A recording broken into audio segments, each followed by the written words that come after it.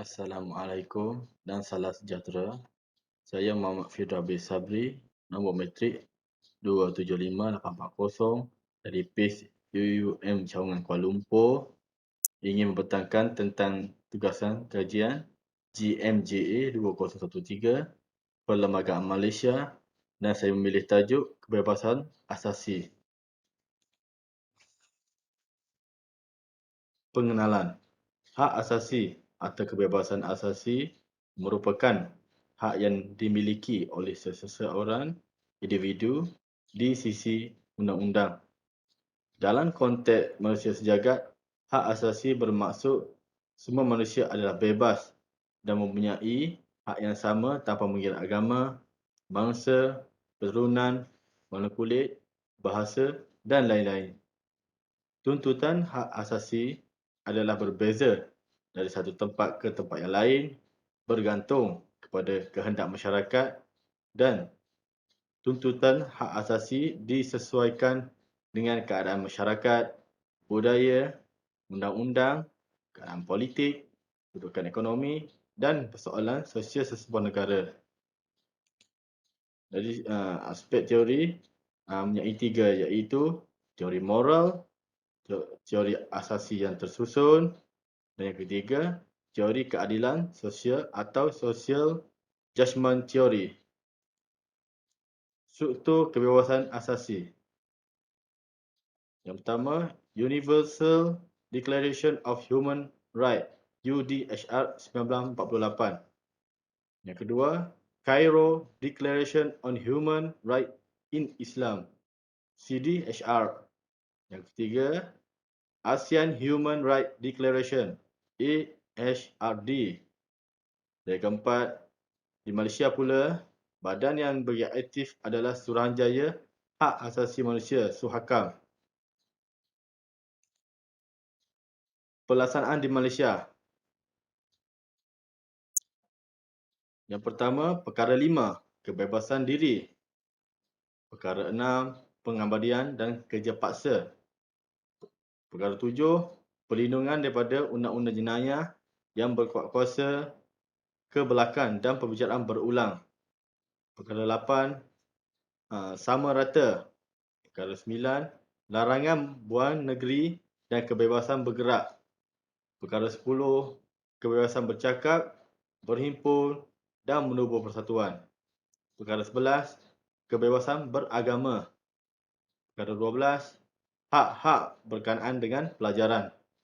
Perkara 13, hak terhadap harta. Isu-isu kebebasan hak asasi. Yang pertama, isu pertama adalah diskriminasi wanita. Diskriminasi antara jantina misalnya masih menjadi satu isu yang hangat dengan adanya sikap seksis antara kaum lelaki dan wanita. Isu yang kedua ialah laporan PBB mengenai kemiskinan tegar dan hak asasi manusia di Malaysia.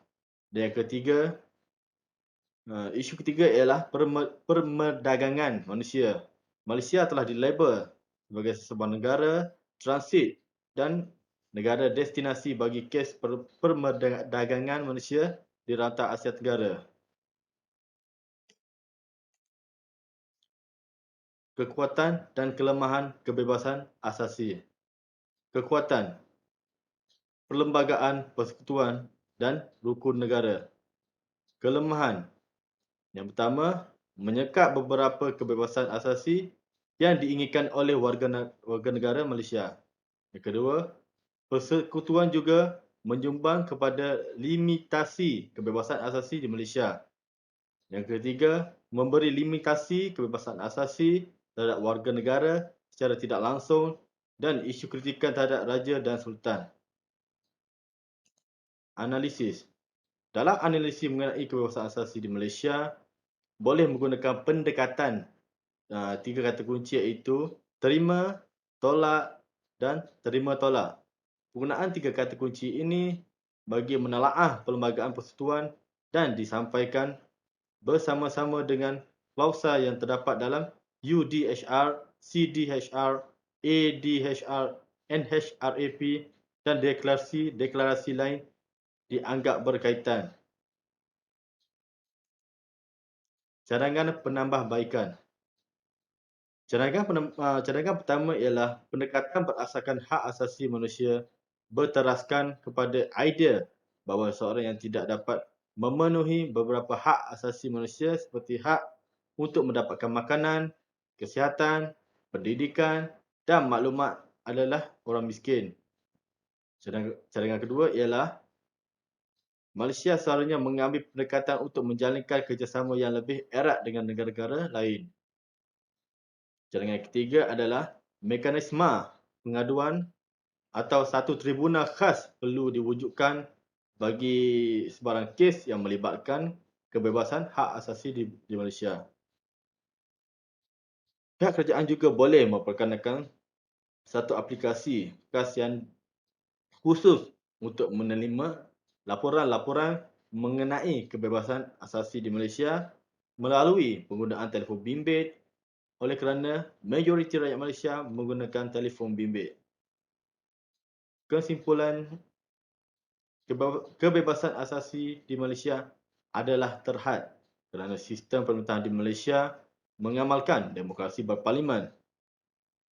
Selain itu, sistem ini meletakkan sebahagian daripada kuasa pemerintahan kepada kerajaan dan rakyat pula diberikan ruang kebebasan yang terbatas berbanding negara demokrasi yang lain seperti lain-lain negara khususnya berkait dengan dalam perkara 5 hingga 13. Kebebasan asasi di Malaysia mempunyai kepelbagaian dan bergantung kepada organisasi yang mengeluarkan data-data.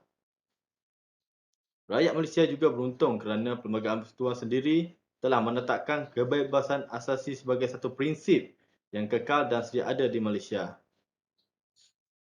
Seterusnya, Malaysia juga sebuah negara yang berdaulat, mempunyai hak dalam melaksanakan perundangan dan mempunyai pendirian tersendiri, dan ini semua wajar dijaga dan dipertahankan oleh semua orang di negara kita.